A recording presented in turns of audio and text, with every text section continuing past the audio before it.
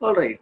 So our next topic in the list is inertial and non-inertial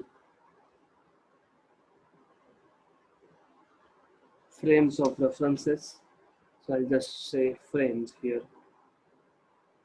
idea बहुत simple है, idea बहुत simple है क्योंकि हम लोग फिजिक्स में मोशन का स्टडी कर रहे हैं, डिफरेंट टाइप्स ऑफ मोशन का स्टडी कर रहे हैं, और यहाँ पे भी हम लोग लॉज ऑफ मोशन चैप्टर का ही नाम है हमारे, राइट। तो बेसिकली अगर ऑब्जेक्ट पोजीशन चेंज कर रहा है with respect to its surroundings, if any object is changing its position with respect to surrounding, then we say that the object is in motion. Simple example, बहुत सारे example हो सकते हैं. if you have a vehicle moving, कोई एक vehicle move हो रहा है basically, right, and you are just standing there, you see that vehicle is changing its position with respect to surrounding. मतलब क्या, वहाँ पे एक पेड़ होगा with respect to that tree, वहाँ पे कुछ और होगा, there is a street light, with respect to that street light the vehicle is changing position, that means it is basically moving in motion, right. Then अगर object का position change नहीं हो रहा with respect to surroundings, then it is not moving. बहुत simple है, right. Example, but ये जो motion में बोल रहा हूँ, मूविंग नॉन मूविंग, ये रिलेटिव है. रिलेटिव कॉन्सेप्ट मतलब क्या, मैं आपको सिंपल सा एग्जांपल देता हूँ. What do you mean by relative concept? For example Mount Everest और any mountain, for that sense, for that example, Mount Everest ये अर्थ पे किसी भी ऑब्जर्वर के लिए रेस्ट पे है. So Mount Everest is at rest for any observer on earth, any, right. But if observer is observing Mount Everest from moon, या फिर वो इंटरनेशनल स्पेस स्टेशन वहाँ से अगर देख रहा है, तो with respect to that observer Mount Everest is moving, right. Good. इसका मतलब मोशन रिलेटिव है. मैंने पहले भी बताया था कि कोई भी ऑब्जेक्ट मूव हो रहा है कि नहीं, ये डिपेंड करता है कि आप ऑब्जर्व कहाँ से कर रहे हो, राइट. ओके. तो जो हम लोग ऑब्जर्व करने के लिए कोऑर्डिनेट सिस्टम यूज करते हैं उसको बोलते हैं frame of reference. Example, A ball move हो रहा है और मैं यहाँ से मेजर कर रहा हूँ. I am measuring from here, the ball is moving, right. The ball is moving with respect to observer at O. अब इस बॉल के ऊपर किसी को बिठा दिया, for that observer O dash, the ball is not moving, right. तो इसको बोलते हैं फ्रेम ऑफ रेफरेंस. जो कोऑर्डिनेट सिस्टम हम लोग यूज करते हैं मोशन डिफाइन करने के लिए, मोशन को डिस्क्राइब करने के लिए, that is called as a frame of reference. अभी तक मैं इनर्शियल और नॉन इनर्शियल पे आया नहीं हूँ. फ्रेम ऑफ रेफरेंस क्या है मैंने सिर्फ आपको वो बताया. अब what do we mean by inertial frame of reference, पहले पूरा समझ लेते हैं हम लोग अच्छे से. देखो ऐसा है, in short, inertial frame of reference वो फ्रेम ऑफ रेफरेंस होता है जिसमें Newton's first law of motion valid होता है. Newton's first law of motion क्या बोलता था हमको, कि अगर हमारे पास एक ऑब्जेक्ट है रेस्ट पे, तो वो रेस्ट पे ही रहेगा जब तक हमने एक्सटर्नल अनबैलेंस फोर्स अप्लाई नहीं किया तब तक. या फिर अगर एक ऑब्जेक्ट मूव हो रहा है विथ कांस्टेंट वेलोसिटी, मतलब यूनिफॉर्म मोशन में है, तो वो यूनिफॉर्म मोशन में ही रहेगा. कब तक? जब तक हम लोगों ने एक्सटर्नल अनबैलेंस फोर्स अप्लाई नहीं किया, राइट. अब ये सोचो कि ये पॉसिबल कब है. ये पॉसिबल कब है, जब खुद ऑब्जर्वर या तो रेस्ट पे है, राइट, या तो ऑब्जर्वर मूव हो रहा है विथ कांस्टेंट वेलोसिटी. एग्जांपल बताऊं मैं, अच्छे से समझ लो चीज को. Newton's first law of motion क्या ने हमको क्या बताया? Newton's first law of motion ने हमको बताया कि any object is at rest, it will remain at rest, okay, unless you apply a force. इसका मतलब वहां पे एक्सेलरेशन नहीं होगा विदाउट अ फोर्स, ओके. या फिर अगर एक ऑब्जेक्ट कांस्टेंट वेलोसिटी के साथ मूव हो रहा है तो वो होते रहेगा. कब तक? जब तक एक्सटर्नल फोर्स अप्लाई नहीं किया तब तक. Good, right. Now imagine a situation जिसमें अभी आपके सराउंडिंग में कोई ऑब्जेक्ट होगा. फॉर एग्जाम्पल मेरे सराउंडिंग में यहाँ पे टेबल पे एक ग्लास है, मैं रेस्ट पे हूँ, ग्लास रेस्ट पे है, तो मेरे फ्रेम ऑफ रेफरेंस में वो ग्लास जो है, that particular glass, it is obeying Newton's first law of motion. मेरे फ्रेम ऑफ रेफरेंस में it is obeying Newton's first law of motion. Why? Because वो मूव नहीं हो रहा है, मैंने एक्सटर्नल फोर्स अप्लाई नहीं किया तो मूव नहीं हो रहा है। ओके, मतलब एक्सेलरेशन जीरो है वहाँ पे। ऐसे फ्रेम ऑफ रेफरेंस को बोलते हैं हम लोग इनर्शियल फ्रेम ऑफ रेफरेंस या फिर non accelerated frame of reference. अब ऐसा इमेजिन करो, वही ग्लास, इफ नाउ मैं खड़ा हो गया और मैं भाग रहा हूँ, और मैं भाग रहा हूँ वेरिएबल स्पीड के साथ, आई am running and I am running with variable speed, मतलब मैं खुद को एक्सेलरेट कर रहा हूँ, और अब मैं ग्लास को ऑब्जर्व कर रहा हूँ। अब वही glass, what I will notice is that glass is moving with acceleration, not with constant velocity, because I myself frame of reference, मैं खुद frame of reference था और मैं खुद accelerate हो रहा हूँ, right? तो Newton's law first law valid नहीं हुआ। क्यों नहीं हुआ? क्योंकि न्यूटन्स फर्स्ट लॉ ने हमें क्या बताया था? न्यूटन्स फर्स्ट लॉ ने हमें ये बताया था कि जब तक आप एक्सटर्नल फोर्स अप्लाई नहीं करते एक्सेलेरेशन नहीं हो सकता, पर वहां तो हो रहा है, right?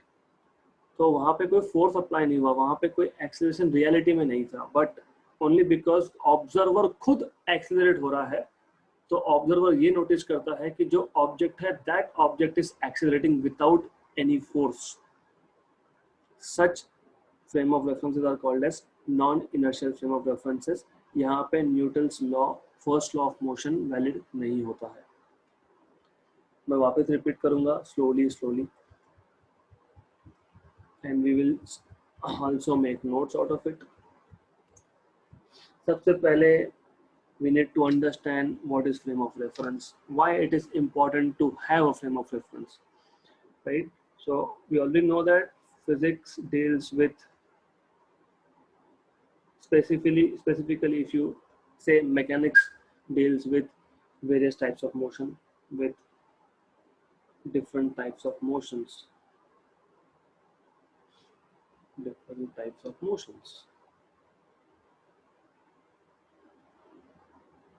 right? Now if an object is changing its position with respect to surrounding, then it is said to be in motion. If an object is changing its position with respect to surrounding या फिर with respect to any frame of reference, वो आगे आएगा इसलिए मैं temporarily बोल रहा हूँ with respect to surroundings, then it is said to be in motion, right? अगर वो पोजीशन चेंज नहीं कर रहा है तो it is said to be at rest. If an object does not change its position,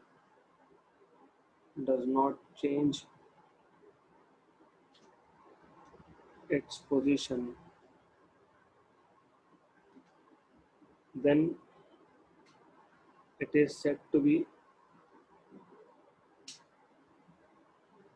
at rest,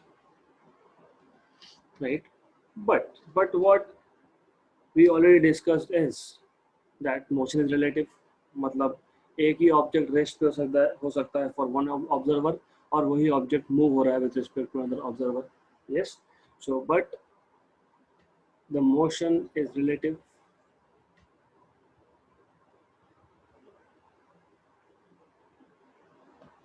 which means the same object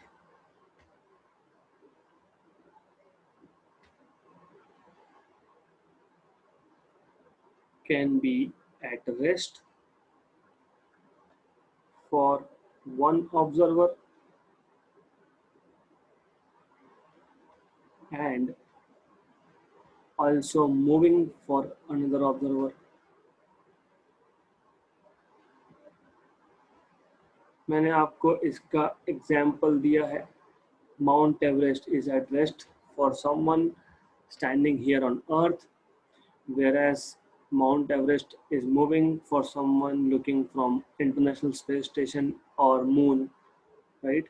So it is relative. So that's why we say motion is relative. Relative मतलब depends कि कौन observe कर रहा है इसके लिए, right? Okay. तो हम लोग इस मोशन को डिस्क्राइब करने के लिए या फिर मैथमेटिकली मेजर करने के लिए जो कोऑर्डिनेट सिस्टम यूज करते हैं उसको बोलते हैं frame of reference. So a system of coordinates, a system of coordinates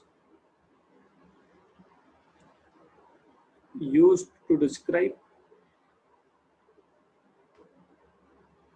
motion is called as frame of reference, is called as frame of reference,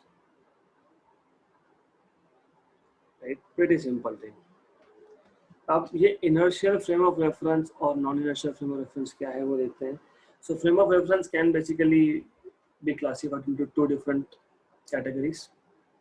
So frame of reference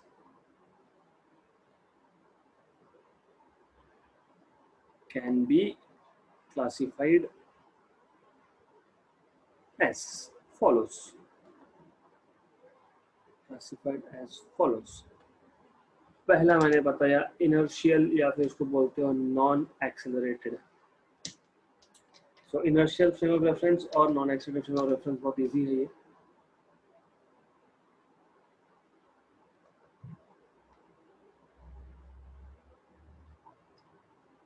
तो इसका मतलब क्या?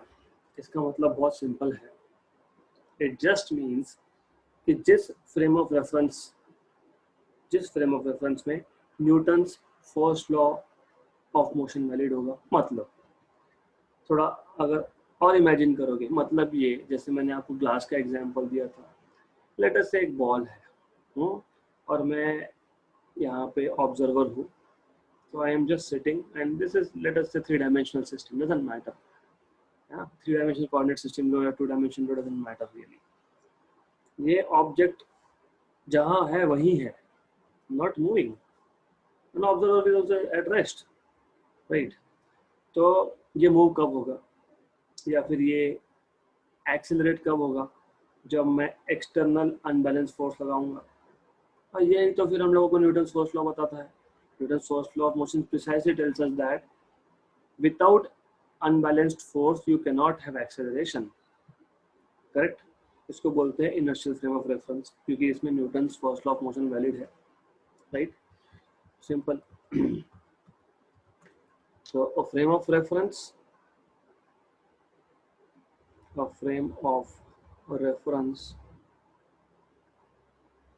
in which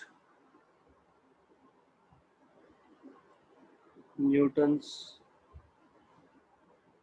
first law of motion is valid is called as inertial frame of reference.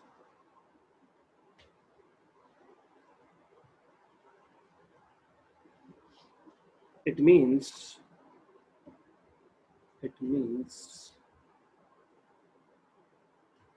there is no acceleration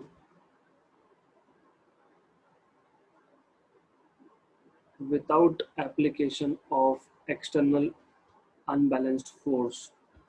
So there is no acceleration without application of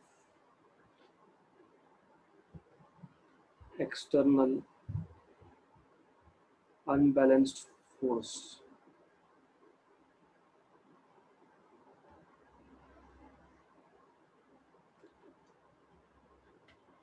As simple as that. इससे simple language हो नहीं सकती और इससे ज़्यादा लिखने की हमको ज़रूरत भी नहीं है. That's it. Okay. Then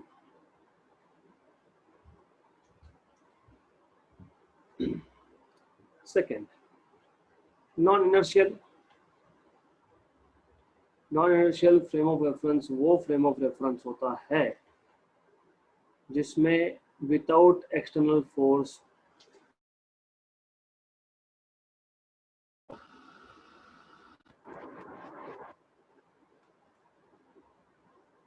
just a minute,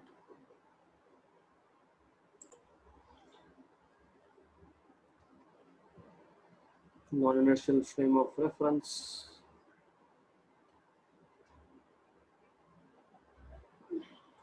what does that mean? जैसे मैंने आपको बताया, हमारे पास एक बॉल है, वही सेम बॉल है। अब सिर्फ जो ऑब्जर्वर है, जैसे मैंने मेरा एग्जांपल लिया था, पहले मैं रेस्ट पे हूँ, रेस्ट पे बैठ के मैं इस बॉल को मैं देख रहा हूँ, मैं भी रेस्ट पे, वो भी रेस्ट पे, no acceleration, inertial frame of reference. अब मैं ऑब्जर्वर हूँ, अब मैं खुद ही एक्सेलरेट हो रहा हूँ, I am running here and there, यहाँ से वहाँ, वहाँ से यहाँ, with variable velocity, so I myself am accelerating. तो मेरे लिए वो जो बॉल है, वो बॉल एक्सेलरेट हो रहा है। For me as an observer, मैं खुद एक्सेलरेटेड हूँ, मुझे ऐसा फील होता है that the ball is getting accelerated और is moving without application of external force. ऐसा क्यों हुआ? क्योंकि जो फ्रेम ऑफ रेफरेंस था वो खुद एक्सेलरेटेड था, इसके लिए नॉन इनर्शियल को बोलते हैं एक्सेलरेटेड फ्रेम ऑफ रेफरेंस। इस पर न्यूटन्स लॉ वैलिड नहीं है। क्यों वैलिड नहीं है? मैंने जैसे बताया कि आपको अगर एक्सेलरेशन प्रोड्यूस करना है तो फोर्स चाहिए, या तो बिना फोर्स अप्लाई किए हमें ऐसा फील होता है, we see that the ball is getting accelerated, not because there was any force on that ball, but because the frame of reference itself was moving with variable velocity. The frame of reference, the observer itself was accelerated, right? Again, simple. So a frame of reference in which Newton's first law of motion is not valid, a frame of reference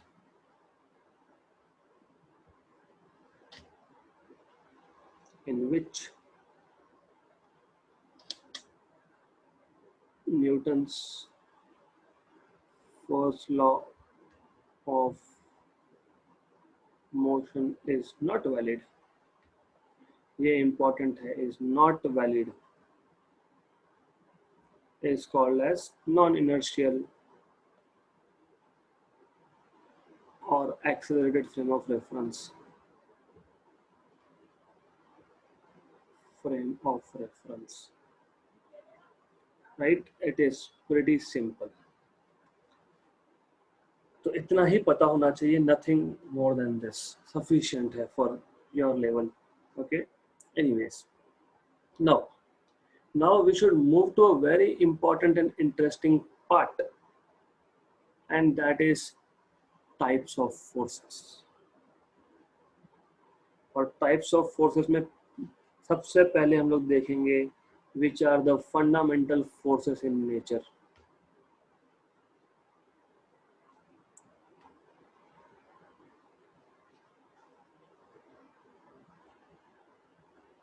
तो जो कुछ भी आप देखते हो आपके surrounding में, जैसे for example moon moving around earth moving around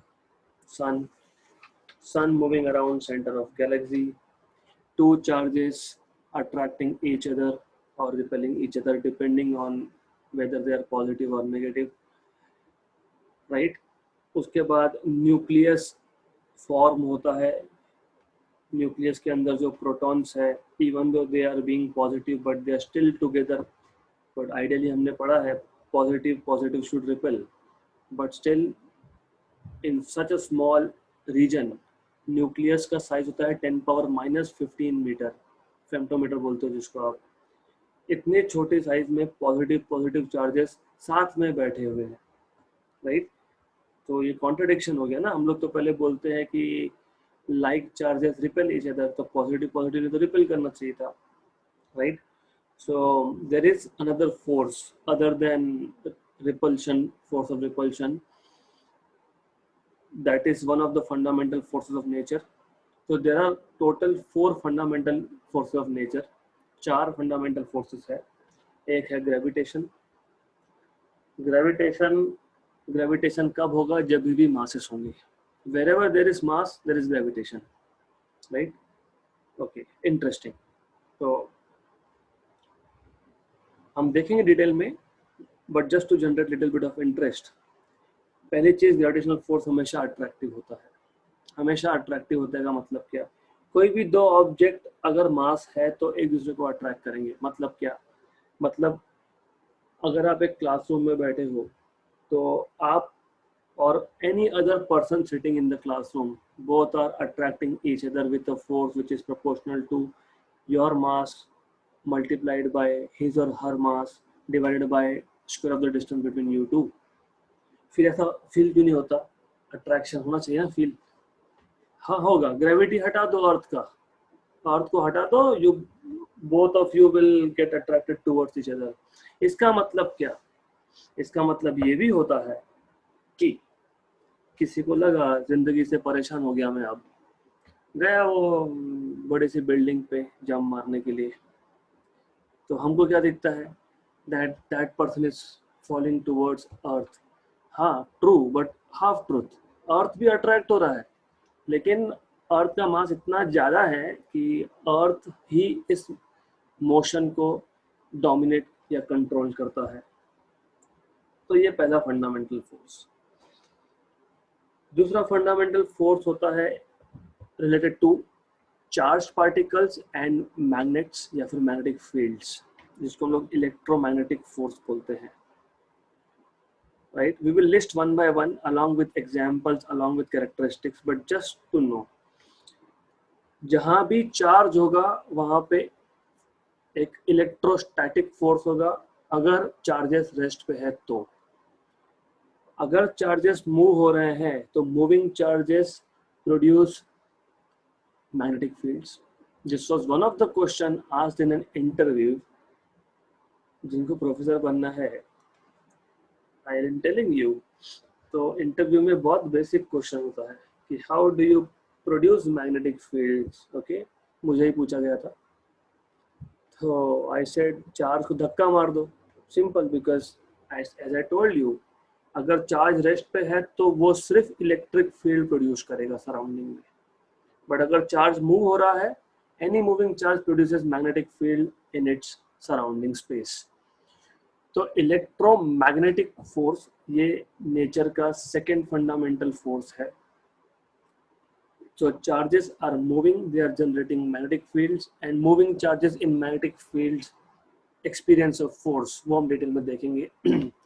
तो ये जो फोर्सेस की बात कर रहा हूँ between moving charges, forces between moving charges are called as electromagnetic forces. तो पहला क्या था?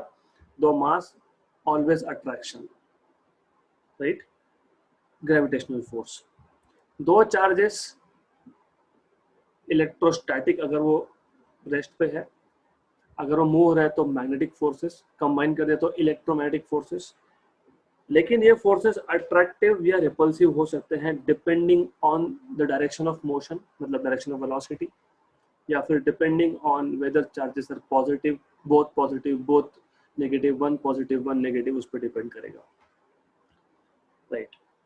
तो थोड़ा आज मैं ओरल जा रहा हूँ, फिर लिखेंगे धीरे धीरे, because you also need to have a habit of listening. अब अकॉर्डिंग टू माई स्टेटमेंट, अगर दो पॉजिटिव चार्जेस है तो ये दो positive charges should repel each other. एक दूसरे को पसंद नहीं करेंगे, धक्का मारेंगे, go away, go away. So that is true.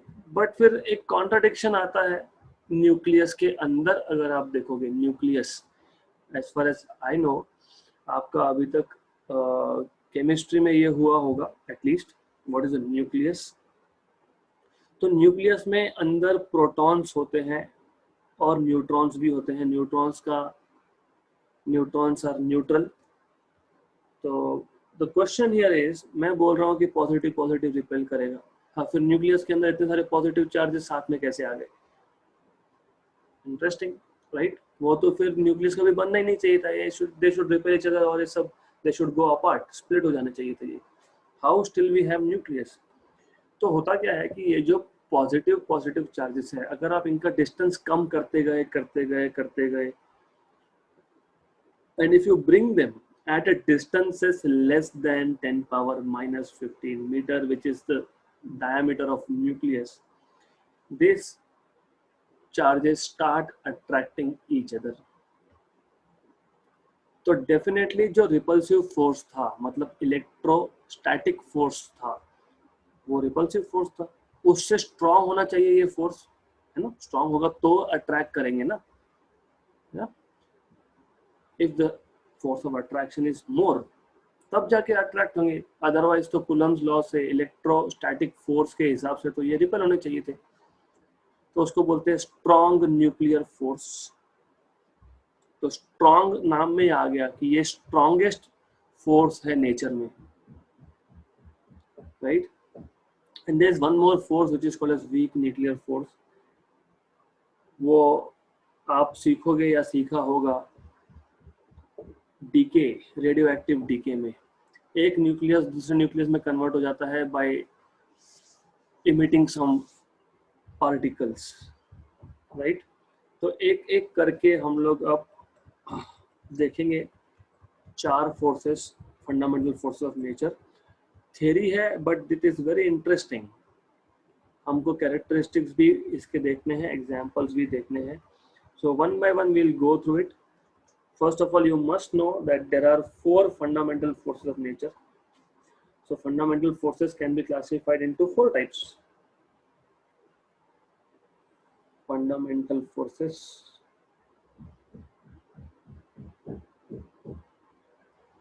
can be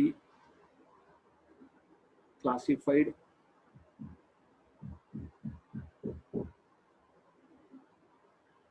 into 4 types, namely, तो सबसे पहला फंडामेंटल फोर्स कौन सा? Gravitational force.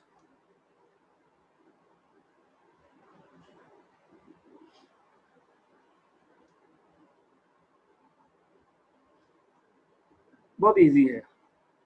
Every particle of matter attracts every other particle of matter in this universe with a force whose magnitude is proportional to, तो अगर 2 particle है, एक का मास m1 दूसरे का m2, तो this gravitational force is proportional to product of masses divided by square of distance between them. तो अगर इन दोनों में डिस्टेंस r है तो force is proportional to 1 by r square and force is proportional to m1 into m2, correct? Okay, so we'll just put this in theoretical form, right? So every particle of matter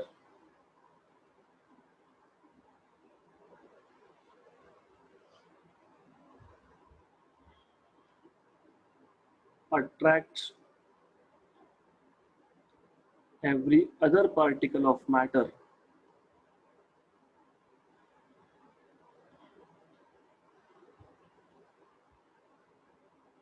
with a force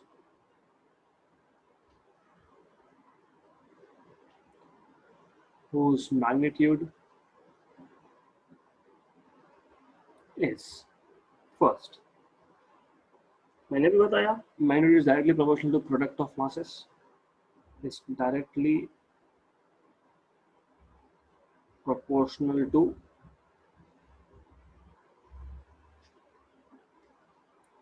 product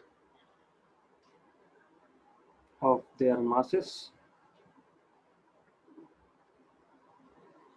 Second, inversely proportional to square of the distance between them. Inversely proportional to square of the distance between them.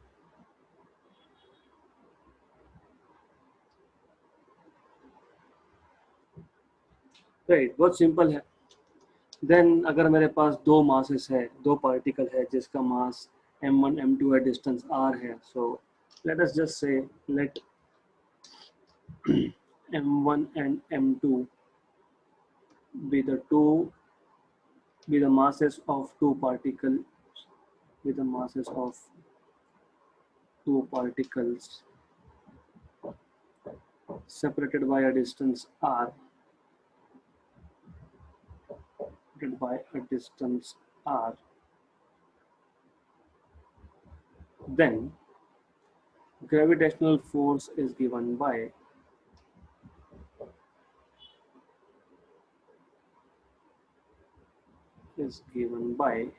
very simple thing. F is proportional to m1 m2 by r square. So F is equal to g times of m1 m2 by r square, where g is constant of proportionality called as gravitational constant, universal gravitational constant. Universal क्यों? क्योंकि आप इस पूरे universe में कहीं भी जाके इस कांस्टेंट को मेजर करोगे तो वही वैल्यू मिलने वाली है. Some constant are local constant, some constants are global constants, मतलब पूरे अर्थ पे, पूरे ग्लोब पे. Some constants are universal constants. इसमें एक चीज बहुत इंपॉर्टेंट है. इंपॉर्टेंट ये है कि जब मैंने ये स्टेटमेंट लिखा, मैंने एवरी पार्टिकल ऑफ मैटर बोला. मैं बोल सकता था every object attracts every other object, है ना, बोल सकते थे. पर वो फिर it won't give you the real gravitational force. इसका मतलब क्या है? इसका मतलब ये है कि कभी भी हम लोग जब मासेस की बात करते हैं तो हम लोग बोलते हैं ये पॉइंट मासेस है, मतलब एक पॉइंट के अंदर सारा मास.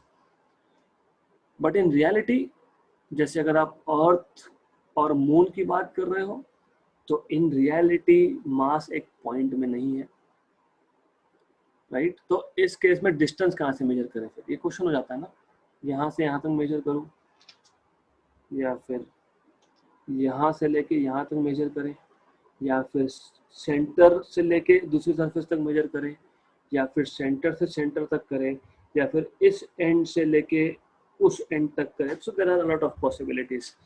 तो normally this distance is measured from center to center. Okay, तो ये बहुत इंपॉर्टेंट चीज है, राइट. और best example that we will be taking, आगे मैं लूंगा, ग्रेविटेशनल फोर्स का बेस्ट एग्जाम्पल आपका खुद का weight. You have weight because this is working. ये जो फोर्स है ये काम कर रहा है वहाँ पे, फंडामेंटल फोर्स ऑफ नेचर. इसलिए आपको लगता है कि आपके पास वेट है क्योंकि आपके पास मास है, और अर्थ के पास भी मास है. तो that's why you feel you have weight, because you and earth basically they are interacting via gravity. Okay, so let's talk about characteristics, मतलब प्रॉपर्टीज ऑफ दिस फोर्स. ऐसा क्या स्पेशल है इसमें? Characteristics one by one. Okay, पहला तो ये फोर्स हमेशा अट्रैक्टिव होता है.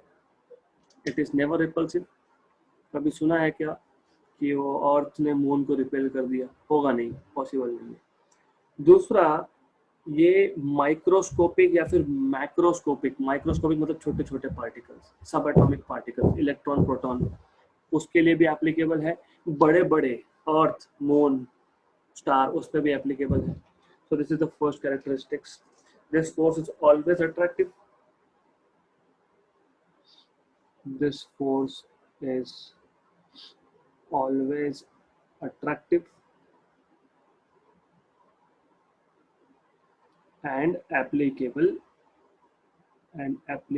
to both microscopic and macroscopic particles या ऑब्जेक्ट्स, जो भी होगा. Bodies is better word to use. तो बॉडीज, गुड. सेकेंड थिंग, इसका रेंज अनलिमिटेड है. मतलब 10 मीटर का डिस्टेंस हो या फिर 10,000 किलोमीटर का डिस्टेंस हो या 10 लाख किलोमीटर हो या लाइट ईयर्स हो या पार्सेक हो, कुछ भी हो, हाँ, तो इसका रेंज है unlimited. correct. So it has, its range is unlimited. Its range is unlimited, and it is very weak force. Very weak force.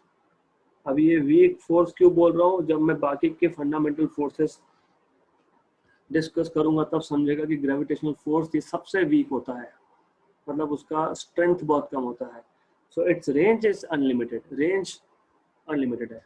दो ऑब्जेक्ट को कितना भी दूर रख दो, there will be always some force, right, and it is a very weak force compared to other real forces. Compared to other real important है. Real important है क्योंकि वहाँ पे कुछ सूडो नकली फोर्सेस भी होते हैं, that we will discuss in upcoming sessions, right. Then what you can say from this equation, जो भी फोर्स में 1/r² आया, जिस किसी फोर्स में 1/r² आया, we say that force obeys inverse square law, क्योंकि ये force is inversely proportional to distance square, तो इसको बोलते हैं inverse square law. So gravitational force obeys inverse square law, obeys inverse square law. Okay, what else we can say about it? अगर मैंने सिर्फ imagine करना, ऐसा रियलिटी में नहीं होता, नहीं तो बोलो कि सर ने बोला था. इमेजिन करो हमने अर्थ और मून के बीच में,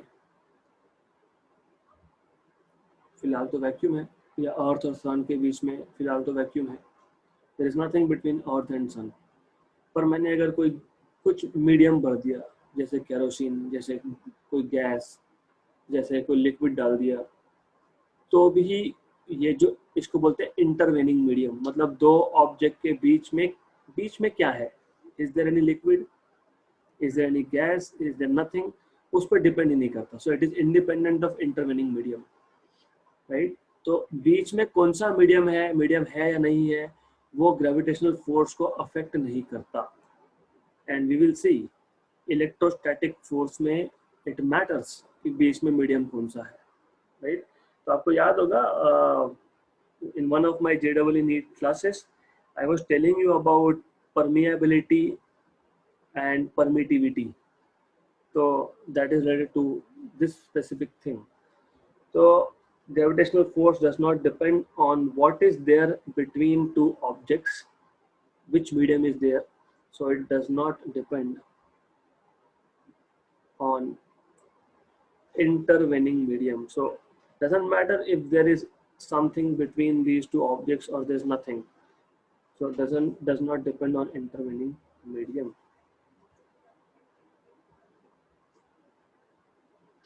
Right, so these are the characteristics. Examples, बहुत सारे examples, जैसे the motion of moon around earth is governed by gravitational force. Just a minute, I need to pause.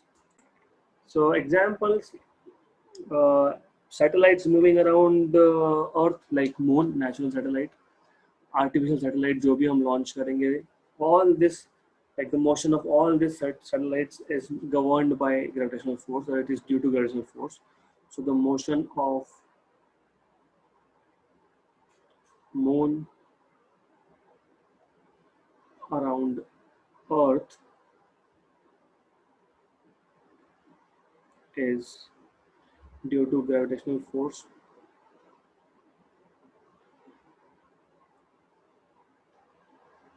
Gravitational force, yes.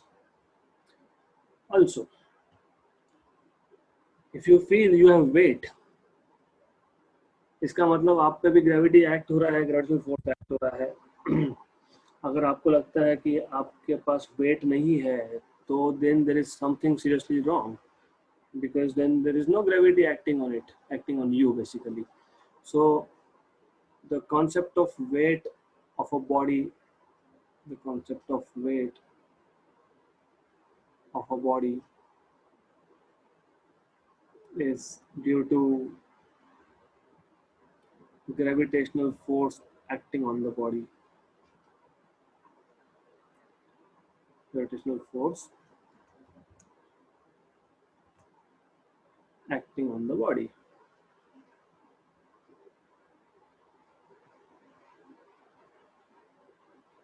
Right.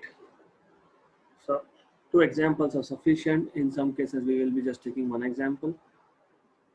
Second type of fundamental force, ये तो हमने भी पहला देखा, gravitational. Second type is electromagnetic force. Electromagnetic force. तो जैसे मैंने आपको बताया कि दो चार्जेस अगर रेस्ट पे है Q1, Q2, these two charges will experience a force, right? Because they are at rest. Rest मतलब statics. याद होगा मैंने आपको पहले ही लेक्चर में बताया था. So these two will experience a force which will be called as electrostatics. Electro मतलब charges, यहाँ पे electron नहीं, electron भी charge होता है, right? तो इसको बोलते हैं electrostatic force. अगर हमारे पास दो magnets है, right? मतलब basically north south, you know, north pole and south pole attract each other, तो इन दोनों में मैग्नेटिक फोर्स होगा, right?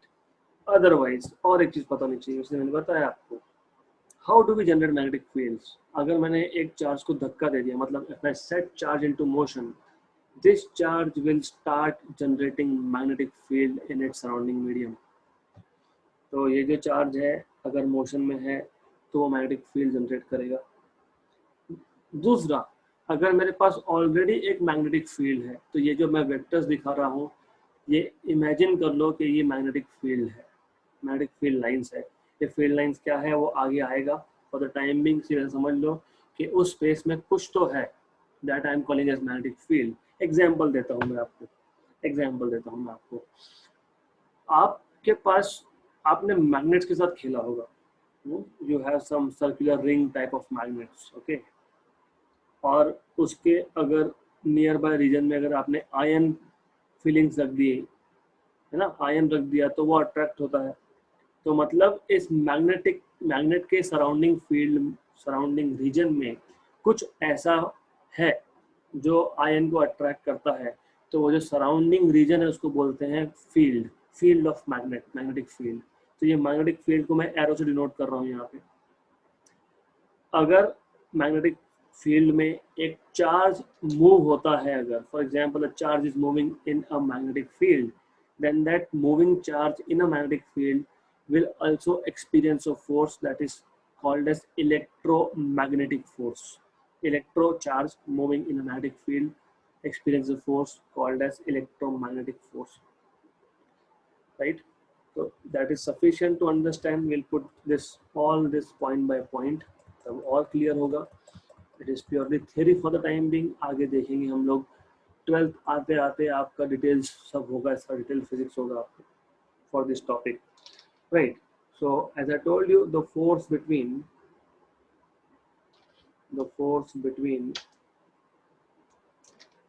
two charges at rest,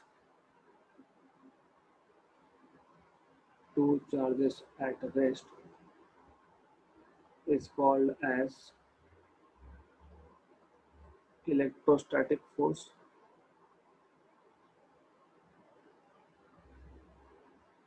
And the force between two magnets बोलने से बेटर रहेगा टू मैग्नेटिक पोल्स, क्योंकि north pole और south pole या नॉर्थ पोल और नॉर्थ पोल, इसमें फोर्स होता है between two magnetic poles, is called as magnetic force.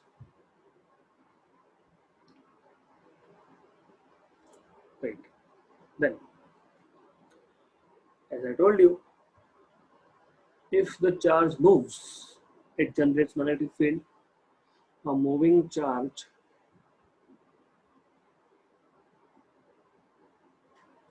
generates magnetic field in its surrounding and a charge moving in a magnetic field, a charge moving in a magnetic field experiences a force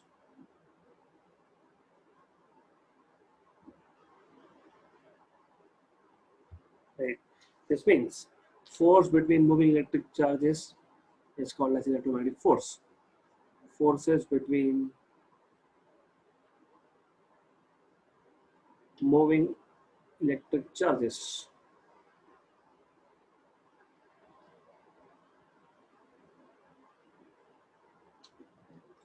are called as electromagnetic forces.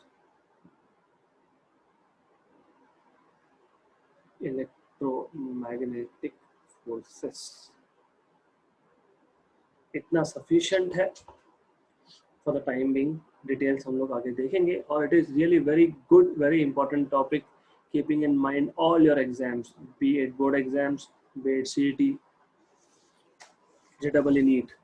So electromagnetism is going to be electrostatics, current electricity, magnetism is going to be very, very important. Anyways, characteristics.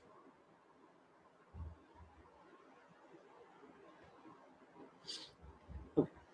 So characteristics, I think we should keep for next session. और अभी फटाफट से मैं repeat करता हूँ कि हमने आज क्या क्या सीखा है. This was one of the suggestions in the feedback form that at the end of session I should be revising everything. Okay, good, thanks. It's important for me to know कि आपको क्या चाहिए. If it is possible, मैं वो changes लाऊंगा. If not, then I am sorry. Practically हमारे end पे कुछ issues होते हैं. Anyways, तो inertial और non-inertial frame का आइडिया बहुत इजी है. पहले फ्रेम ऑफ रेफरेंस मतलब क्या? सिंपल, जहां से आप किसी एक ऑब्जेक्ट को उसके मोशन को डिस्क्राइब कर रहे हो, right. For example, if I am looking at object, मैं खुद के आंखों पे एक सिस्टम बना लूंगा XYZ, so I become a frame of reference. Okay, so that is a frame of reference. Basically it is a system of coordinates used to describe motion. अब frame of reference को हम दो type में divide कर सकते हैं. एक inertial मतलब नॉन एक्सेलरेटेड. इस फ्रेम ऑफ रेफरेंस में Newton's first law of motion valid होगा. मतलब तब तक हमको एक्सेलरेशन नहीं मिलेगा जब तक एक्सटर्नल अनबैलेंस फोर्स नहीं है तब तक. Non inertial frame of reference is a frame of reference in which Newton's first law of motion is not valid. मतलब क्या? भले ही एक ऑब्जेक्ट पे फोर्स नहीं लगा, फिर भी एक्सेलरेशन मेजर कर रहे हैं हम लोग मतलब जो खुद ऑब्जर्वर है वो खुद एक moving accelerated frame of reference में वो खुद एक्सेलरेट हो रहा है और वो दूसरे ऑब्जेक्ट को देख रहा है, तो डेफिनेटली उसको दिखेगा कि अरे वो दूसरा object it is accelerating. Simple example, आप एक बस में बैठे हो और बस का स्पीड बढ़ते जा रहा है, तो जो ट्री है outside on the ground, it is at rest with respect to someone standing outside at rest, right? But for you sitting in a bus, observer, खुद एक्सीलरेट हो रहे हो, आप बाहर देख रहे हो, आपको क्या लग रहा है? अरे ट्री इज एक्सीलरेटिंग, उसका वेलोसिटी चेंज होते जा रहा है. So you are in a non inertial frame of reference, तो Newton's first law of motion will not be valid there. Then हमें देखना है what are fundamental forces of nature. तो देयर आर 4 फोर्सेस फंडामेंटल. पहला gravitation. Gravitation बहुत easy है, जहां भी मास होगा वहां अट्रैक्शन होगा, बस इतना ही है, राइट. दो ऑब्जेक्ट है, दोनों में अट्रैक्शन होगा. Every particle of matter attracts every other particle of matter with a force whose magnitude is directly proportional to product of masses and inversely proportional to square of distance between them. So F is proportional to m1 m2 by r square. So F is equal to g m1 m2 by r square, where g is constant of proportionality called as universal gravitational constant.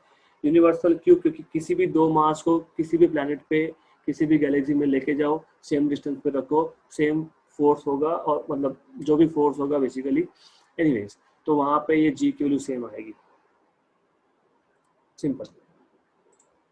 Then characteristics, ये फोर्स हमेशा attractive होता है, ये हर एक particle पे applicable है, particle microscopic हो, छोटा हो, बड़ा हो, डजंट मैटर, इसका रेंज अनलिमिटेड है, ये बहुत वीक फोर्स है compared to all other forces. So when I say something is weak, so in comparison, okay, in comparison basically. ये तो मैं, अगर रेसलिंग देखते हो और एक ही रेसलर खड़ा है रिंग के अंदर, तो आई कैन नॉट से कि वो वीक है.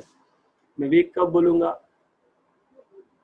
I don't remember a good wrestler now WWE में से, पर एक छोटा सा आता था कोई मास्क पहन के, क्या रे या कुछ नाम था, उसके सामने अगर बिग बॉस को, बिग बिग समथिंग बिग, बड़े को किसी को खड़ा कर दिया, खली के अगेंस्ट खड़ा कर दिया, तो definitely then in comparison one of the wrestler becomes weak. Okay, ये जो ग्रेविटेशनल फोर्स है, it is weakest when you compare it with other real forces.